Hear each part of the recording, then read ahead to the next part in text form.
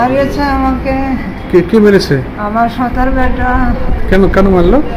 এমনি জোর করছে, আমার স্বামী গম কিনেছে, গম কাটতে দিবে না, সেই জন্য মারছে। আচ্ছা।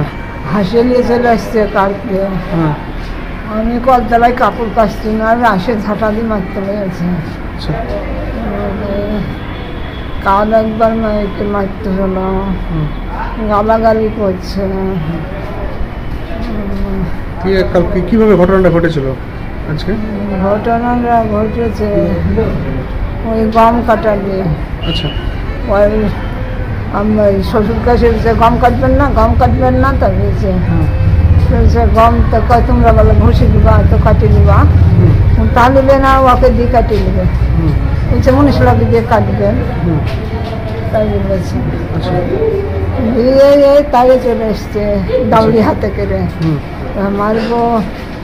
রাত সকালে কিছু বলিনি, আমি কলতলাতে কাপড় কাচছি, আর আসে ঝাঁটা দিয়ে মারতে লেগেছে। বাড়িতে কেউ ছিল না আপনার?